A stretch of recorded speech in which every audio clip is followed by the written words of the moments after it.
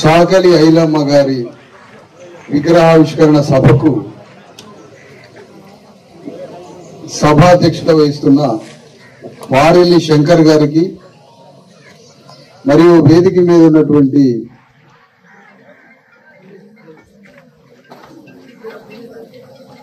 శ్వేత madam గారికి,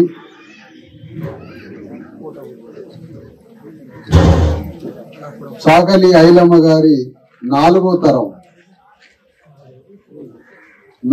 తరానికి గాని గుర్తింపు రాలే. ఎరుపులో తిరిగిన ఐలమ్మ గారి ముని మనవరాలు శ్వేత తెలుపు రంగు. 4 తరాల తర్వాత వారికి గుర్తింపు వచ్చింది. వారికి కూర్చున్నాం. మరియు మనందరినీ పాటలతో అలరిస్తున్నటువంటి ఏపూరి సోమన్న గారికి, తర్వాత పిల్లుట్ల అన్నగారు శ్రీనివాస్ గారికి, మన రాజు నాగరాజు గారికి, వేదిక మీద ఉన్నటువంటి వివిధ పార్టీల నాయకులకు, ఈ సభలో కూర్చున్న మనందరం చాకలి ఐలమ్మల్లాగా మారడానికి వచ్చిన మీ అందరికీ, ఈ సభకి ఆచర్లగూడెం గ్రామ ప్రజలకు, ఈ సభకు చుట్టుపక్కల గ్రామాల నుంచి వచ్చిన వారికి అందరికీ నమస్తే. జై భీమ్, జై భారత రాజ్యం.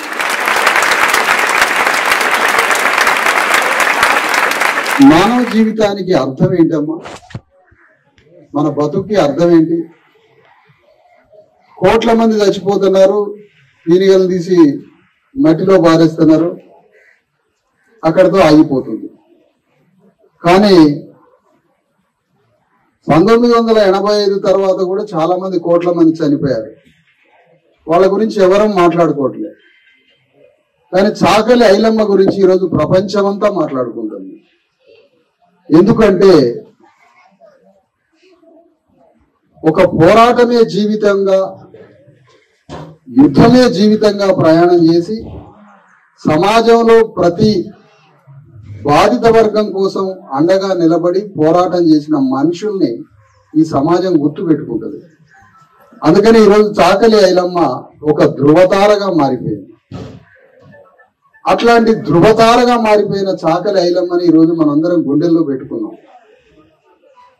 కానీ ఈరోజు సమాజంలో చాకలి ఐలమ్మ గురించి పుట్టిన దగ్గర నుంచి మరణించేంత వరకు ఎన్నో విషయాలు మాట్లాడుతున్నాం. కానీ ఈరోజు మనకు కావాల్సింది, ఆ రోజు చాకలి ఐలమ్మ మనలాగా 100 రూపాయలకు అమ్ముడు పోలేదు. చాకలి ఐలమ్మ మాంసానికో కళ్ళుకో సారాకో 500 రూపాయలకే అమ్ముడు పోయి ఉన్నట్లయితే ఈరోజు చాకలి ఐలమ్మ అనేటువంటి మాటే లేదు. అమ్ముడు పోవడం అనేది పక్కన పెడితే, చాకలి ఐలమ్మ ఈ భూమి నాది అన్నది. ఈ భూమి నాది అనే అంటే అర్థం ఈ రాజ్యం నాది అని అర్థం. భూమి నాది అంటే దాని అర్థం ఏంటంటే నిజాం ప్రభు మీద రాజకీయ యుద్ధం చేస్తున్నాను అని అర్థం. ఈ భూమి అంటే రాజ్యము అని అర్థం. భూమి లేకుండా రాజ్యం లేదుగమ్మా. ఈ భూమి నాది, ఈ శ్రమ నాది, ఈ పంట నాది, నువ్వెవడివి అని అనడం అంటే ఈ రాజ్యాన్ని పరిపాలించడానికి నువ్వెవడివి, ఈ రాజ్యాన్ని పరిపాలించేది మేము కదా అన్న మాటే చాకలి ఐలమ్మ అన్న మొదటి మాట. అంటే చాకలి ఐలమ్మ పోరాటం రాజ్యం కోసం చేసిన యుద్ధం అని అర్థం. ఈ రాజ్యం నాది, ఈ భూమి నాది అంటుంది. కానీ చాకలి ఐలమ్మకి అక్షరముఖ రాదు. ఒక చదువు లేని, అక్షరం రాని చాకలి ఐలమ్మ నిజాం ప్రభువు తనకి తోడుగా ఉన్న భూస్వామ్య వ్యవస్థ, పటేల్ పట్వారీ వ్యవస్థ మీద ఈ భూమి నాది అనే పెద్ద మాట మార్క్స్ గురించి ఐలమ్మకి తెలవదు. కానీ మార్క్స్ ఏమన్నాడో, అంబేద్కర్ ఏమన్నాడో వాళ్ళిద్దరి గురించి తెలవకుండా ఐలమ్మ వేసినాడు.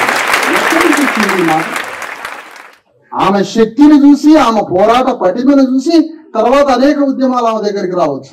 కానీ ఏ పోరాటము తెలియకముందే ఏ మార్క్స్ అంబేద్కర్ గురించి తెలియక ముందే ఈ భూమి నాది అన్నది. అంటే ఈ రాజ్యం నాది అనే. సమ్మక్క సారలక్కలు 700 సంవత్సరాల క్రితమే ఈ భూమి మాది అన్నారు. రాజ్యం కోసం యుద్ధం చేసి రాజ్యాన్ని పరిపాలించారు. అక్షర ముక్క రాని ఈ చాకలి ఐలమ్మ, సమ్మక్క సారలక్కలు 100 ఏళ్ల క్రితమే యుద్ధం చేసి ఈ రాజ్యం మాది, ఈ భూమి మాది అంటుంటే మనం 500 రూపాయలకి లొంగిపోయి అమ్ముడు పోతున్నటువంటి బతుకులు మనది. కాబట్టే మన బిడ్డలకి ఆరోగ్యం బాగలేకపోతే చచ్చిపోతారు హాస్పిటల్ లేక. మన జ్వరం వచ్చి చచ్చిపోయినారు. పోతూనే హాస్పిటల్ పోతూనే మన బిడ్డలు చచ్చిపోతున్నారు. బిడ్డలకి చదువు లేదు, బిడ్డలకి హాస్పిటల్ లేదు, చేసుకోవడానికి ఉపాధి లేదు, మనకి భూమి లేదు, ఏమీ లేదు. కారణం ఏంటి? ఐలమ్మ యుద్ధం చేసింది కాబట్టి భూమి వచ్చింది. మనం 500కి అమ్ముడు పోయినాం కాబట్టి మన బిడ్డలకి హాస్పిటల్ లేదు, మన బిడ్డలకి స్కూల్ లేదు, నువ్వు చేసుకోవడానికి భూమి లేదు, మన బిడ్డలకి ఉద్యోగం లేదు. కేవలం నువ్వు 500 రూపాయలకి అమ్ముకోబట్టే నీ ఓటుని నీకు ఎన్ని కోల్పోయినావు. చాకలి ఐలమ్మ యుద్ధం చేసింది కాబట్టి ఈ రోజు భూమి వచ్చింది. చూసారా ఎంత తేడా ఉందో రెండింటి. అందుకనే మనం చాకలి ఐలమ్మ నుంచి సిగ్గు శరం తెచ్చుకున్నాం అంటున్నాం ఈ సభకు వచ్చి. సిగ్గు శరం రోషం ఈ ఉండే ఒకప్పుడు మనకి. సిగ్గు శరం రోషం ఉండే ఒకప్పుడు. కానీ ఎన్నికలు వచ్చినాయంటే మా ఇంట్లో 4 ఉన్నారు, మా ఇంట్లో 2 ఉన్నారని ఎవడి పార్టీ వాడి మాట వాడికి చెప్పి ఒక్కొక్కడి దగ్గర 2000 రూపాయలు జమ చేసి అంబేద్కర్ ఇచ్చిన ఓటు అనే కత్తిని నీ దొరగుండెల్లో పొడవమని కత్తినిస్తే ఆ కత్తిని 500 రూపాయలకు అమ్మి పారేస్తున్నావు. ఇంకా నీకు భూమి ఎందుకు వస్తుంది? నీ బిడ్డలకి చదువు ఎందుకు వస్తుంది? నీ బిడ్డలకి హాస్పిటల్కి ఎందుకు వస్తుంది? ఏమీ రాక మరణిస్తానమ్మా, కేవలం మనం ఓటు అమ్ముకోబట్టి. అందుకని ఈరోజు చాకలి ఐలమ్మ లాంటి పోరాటం ప్రతి గ్రామంలో, ప్రతి గుండెల్లో, ప్రతి మనిషి చాకలి ఐలమ్మ లాగా మారాల్సిన వాతావరణం ఈరోజు. అంతిమంగా చాకలి ఐలమ్మకి ఘన నివాళి ఎట్లా చెప్పాలి మనం? ఆమెకి నివాళి చెప్పడం అంటే పోయి పూలేయటమా? మీరు మీటింగ్ లో బలవంతంగా కూర్చోవడమా? ఎట్లా ఆమెకి నివాళి చెప్పడం? ఆమెకి నివాళి చెప్పడం అంటే అర్థం ఏంటి అసలు? ఆమెకి నివాళి చెప్పడం అంటే అర్థం ఏంటంటే ఈ కోదాడ చుట్టుపక్కల ఉన్నటువంటి ప్రాంతం, సూర్యాపేట జిల్లా, ఈ ప్రాంతము, ఈ భూమి మాది అని అనడం. మాది అనడం అంటే విష్ణువుని రామచంద్రారెడ్డి మీద యుద్ధం చేసింది చాకలి ఐలమ్మ. విష్ణువుని రామచంద్రారెడ్డి బంధువులే ఎవరు? ఇప్పుడున్నటువంటి రెడ్లంతా పరిపాలించే రెడ్లంతా విష్ణువు రామచంద్రారెడ్డి బంధువులు. విష్ణువు రామచంద్రారెడ్డి బంధువులకి ఇప్పుడు రాజ్యాన్ని ఏలుతున్నటువంటి, అన్ని పార్టీల్లో రాజ్యాన్ని ఏలుతున్న రెడ్లంతా ఎవరు అంటే చాకలి ఐలమ్మని నరకయాతన పెట్టిన విష్ణువుని రామచంద్రారెడ్డి బంధువులే ఇప్పుడు అన్ని పార్టీల్లో ఉన్నటువంటి రెడ్డి భూస్వాములు, రెడ్డి దొరలు. మనం ఓటేసుకున్నది ఎవరికి? మన చాకలి ఐలమ్మని నరకయాతన పెట్టిన విష్ణువుని రామచంద్రారెడ్డి బంధువులు ఉన్న పార్టీలకే మనం ఓట్లేస్తున్నాం. మరి ఏం చేయాలి? అంటే చాకలి ఐలమ్మ ఆత్మని మళ్ళా కత్తి తీసుకొని పోవాలి. మళ్ళా చాకలి ఐలమ్మ ఆత్మని మన గుండెల్లో పెట్టుకుంటే మనం చాకలి ఐలమ్మలుగా మారుతాం. కానీ మనం ఏం చేస్తున్నాం? చాకలి ఐలమ్మ ఆత్మ తిరుగుతుంటే ఆ ఆత్మని కూడా గుండెల్లో పెట్టి పొడిచిపారేయడం. మరి ఆమెకి నివాళి ఎట్లా అంటే ఆ విష్ణువుని రామచంద్రారెడ్డి బంధువులే కదా అన్ని పార్టీలలో దొరలు. ఈ దొరల ఎన్నికల్లో పోటీ చేస్తుంటే ఆ ఎన్నికల్లో పోటీ చేసిన రెడ్డి దొరల మీద మనం పోటీ చేసి, ఒక చాకలి తల్లి ఆ రెడ్డి దొర మీద పోటీ చేసి కోదాడ అసెంబ్లీ నుంచి ఎమ్మెల్యే అయి అసెంబ్లీలో అడుగు పెట్టడమే ఐలమ్మకి ఇచ్చే నివాళి. కానీ మన ఓటుని మళ్ళా రెడ్డి దొరకి అమ్ముకుంటే, రెడ్డి దొర మా దేవుడు అని నువ్వు అంటున్నావు, రెడ్డి దొర దెయ్యమని చాకలి ఐలమ్మ అన్నది. అయిపోయి రెడ్డి దొర భుజం మీద ఎప్పుడు నీ భుజం మీద చేస్తాడా? ఎప్పుడు 500 రూపాయలు ఇస్తాడా? నువ్వు ఎదురు తిరుగుతున్నావు. కానీ బొడ్ల గడ్డ గొడవలు పెట్టుకొని విడిపోవడం మీద ఐలమ్మది. మరి ఎంత తేడా ఉంది రెండింటికి? ఇప్పుడు నువ్వు సాగల ఐలమ్మలా కాగలవా? మరి రేపు గ్రామ పంచాయతీ ఎన్నికలు 500 తీసుకుంటావా? ఇప్పుడు ఈ 2 ఉన్నాయి. ఇప్పుడు నీ ముందు నువ్వు సాగల ఐలమ్మలాగా పోరాడతావా? జాకెట్ ముక్కలకు 100 రూపాయలకు బగార పువ్వకు 500కి నీ ఓటు అమ్ముకుంటావా? ఇప్పుడు 2 ఉన్నాయి. మనందరం నాటకం వేయడానికి ఇక్కడ కూర్చొని కాసేపు నివాళి చెప్తున్నామని మీటింగ్ వస్తేనేమో ఇది నాటకం అయింది. రేపు ఎన్నికల్లో రెడ్డి భూస్వాముల గుండెల్లో నీ ఓటు అనే కత్తిని పెట్టి కుచితే అప్పుడు ఐలమ్మకి నివాళి చెప్తున్నాను. ఎన్నికలో ఏమి ఎటువైపు ఉంటావు? ఎటువైపు పోరాటం చేస్తావు? సాగలి ఐలమ్మ తర్వాత వచ్చింది మల్లు స్వరాజ్యం. సాగలి ఐలమ్మ తర్వాత వచ్చిండు భీమిరెడ్డి నరసింహారెడ్డి. సాగలి ఐలమ్మ తర్వాత వచ్చిండు రావినారాయణ రెడ్డి. సాగలి ఐలమ్మ తర్వాత వచ్చింది ఆరుట్ల కమలాదేవి. సాగలి ఐలమ్మ తర్వాత వచ్చిన వాళ్ళు పార్లమెంట్లోకి పోయారు. సాగలి ఐలమ్మ తర్వాత వచ్చిన వాళ్ళు అసెంబ్లీలోకి పోయారు. సాగలి ఐలమ్మ తర్వాత వచ్చిన వాళ్ళు రాజ్యాన్ని వెళ్తున్నారు. సాగలి ఐలమ్మ చివరి వరకు పేదరికంతో అవమానాల పాలైతూ ఏ రెడ్డి భూస్వామి ఇంట్లో వాళ్ళతో సమానంగా భోజనం చేయలే. తెలంగాణలో బీసీ ఎస్సీ ఎస్టీల చైతన్యం వస్తుంటే వామ్మో ఈ చైతన్యం బడబాగ్గినిగా మారుతుందని భయపడి అనివార్యంగా సాగలి ఐలమ్మ 4వ తరం మనవరాలికి ఇప్పుడు గుర్తింపు వచ్చింది. మల్లికరాజు ఎప్పుడు పోయింది పార్లమెంట్లకి? భీమిరెడ్డి నరసింహారెడ్డి ఎప్పుడు పోయిండు పార్లమెంట్లకి? రావి నారాయణ రెడ్డి ఎప్పుడు పోయిండు పార్లమెంట్లకి? ఆరుట్ల కమలాదేవి వాళ్ళు ఎప్పుడు పోయినరు? మన తల్లి ఎప్పుడు వచ్చింది? నిన్న కాక మొన్న భయపడుకుంటున్నాడు. ఇప్పుడు ఈ శ్వేతని సింహాసనం మీద కూర్చోబెట్టడమే ఐలమ్మకి ఇచ్చే నివాళి. అమ్మా ఐలమ్మలా కావాలి. నువ్వు యుద్ధం చేయాల. యుద్ధం చేస్తే నువ్వు నాయకురాలు. నీ ముందున్నది యుద్ధమే. అసలు నీకు నిద్ర పట్టొద్దు. ఐలమ్మ గురించి ఏంటి ప్రచారం?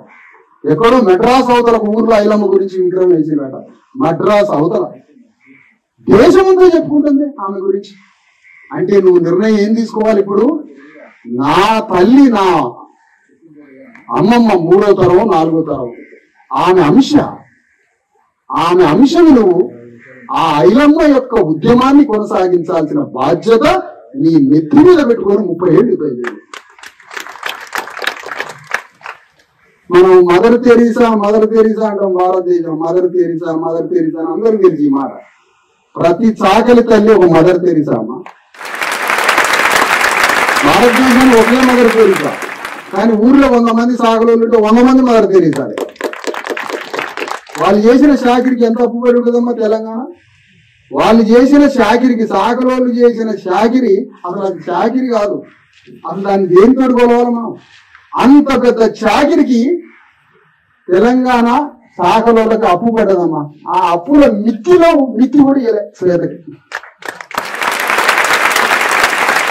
ఆ యూనివర్సిటీకి పేరు పెట్టలేదు.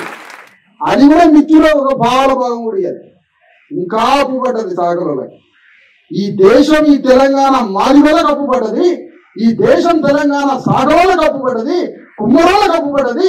యాదవులకు అప్పు పడ్డది. ముదిరాజులకు అప్పు పడ్డది. గౌడులకు అప్పు పడ్డది. సమస్త సబ్బండ కులాలకి ఈ దేశం తెలంగాణ అప్పు పడ్డది. ఈ అప్పు తీర్మానం వాళ్ళు. ప్రపంచ బ్యాంకు అప్పు పడ్డది కాదు. నువ్వు అప్పు పడ్డవరా ముందు? నాకు ఈ దొర అప్పు పడ్డాడు. ఊళ్ళో దొర ముందు నీ సంగతి తెలుసాలి మనం. ఈ అప్పు పడ్డ సొమ్మే తన దగ్గర పెట్టుకొని మనం ఓట్లు కొనుగోలు చేస్తున్నాడు. కత్తులు బొడ్లు పెట్టుకొని సాగలి ఐలమ్మలు కాకతీయ సామ్రాజ్యం మీద యుద్ధం చేసి రాజ్యం కోసం సమ్మక్క సారలక్కలు ఐలమ్మలు యుద్ధం చేసి ఈ భూమి నాదేనంటే ఈరోజు మనకి భూమి లేదా? ఎక్కడ ప్రాణాలు పోతున్నాయి? మన బిడ్డలు చచ్చిపోతున్నారు వైద్యం లేక, చదువు లేక చచ్చిపోతున్నారు. వీళ్ళని చంపింది ఎవరనుకుంటారు? మనమే. నీ బిడ్డకి హాస్పిటల్ లేక చచ్చిపోయింది నీ బిడ్డ. మరి చంపింది ఎవరు? తల్లే చంపింది బిడ్డనే. దొరదంపలే. ఎందుకు? నీ రాజ్యం కోసం. నీ రాజ్యాన్ని స్థాపిస్తే నీకు స్వర్గం లాంటి హాస్పిటల్స్ కట్టుకోవచ్చు. నీ రాజ్యం స్థాపిస్తే స్వర్గం లాంటి స్కూల్స్ కట్టుకోవచ్చు. నీ రాజ్యం స్థాపిస్తే లక్షల ఎకరాల భూమి నీ సొంతం కావచ్చు. నీ రాజ్యాన్ని స్థాపించుకుంటే నీ చేతిలో పని ఉంటది, భూమి ఉంటది, నీ బిడ్డలకి స్కూల్ ఉంటది, నీకు దవాఖాన ఉంటది, నీ రాజ్యమే సర్వం నీకు ఇస్తుంది. నీ రాజ్యాన్ని స్థాపించుకోవడానికి నీ చేతులు అంబేద్కర్ కత్తినిస్తే కత్తిని కోట్ల సీసాకు అమ్ముకున్నావు అంటే నీ బిడ్డ నువ్వు చంపినట్టు కాదా అని అడుగుతున్నావు. నీ బిడ్డ నువ్వు చంపినట్టు కాదు. 500 నువ్వు ఎప్పుడు చూడలే, కోట్ల సీసాలు ఎప్పుడు నువ్వు చూడలే. ఆ విధంగా మనం ఆత్మని అమ్ముకుంటున్నాం మనం. అందుకని ఆత్మగౌరవం లేకుండా బతుకుతున్నాం మనం. అందుకని ఈ వీటి నుంచి మనం ఏం నేర్చుకోవాలమ్మా? ఏదైనా పండగ ఇదేమన్నా పబ్బమా? పండగ ఇది పండగ కాదు, పబ్బం కాదు, ఇది యుద్ధం. ఇది మరి ఎక్కడి నుంచి యుద్ధాన్ని నేర్చుకోవాలా? నువ్వు ఎవరన్నా పోరాడిన మనుషులు నీ జాతిలో నుంచి, నీ వర్గం నుంచి ఎవరైనా పోరాడిన ఒక యుద్ధ వీరుడు వీరురాలు ఉందా? అవు ఫలానా చాకలయ్యమ్మ ఆ విగ్రహాన్ని తీసుకొచ్చి అక్కడ పెట్టి ఆ విగ్రహం ద్వారా ఇగో ఈ సమాజంలో మనం మార్పు తెచ్చుకోవడానికి, ప్రేరణ తెచ్చుకోవడానికి ఆ చాకలయ్యమ్మని ప్రతి గుండెలో నింపడానికి. మనిషి ఎట్లా తయారైతున్నామా? మనిషి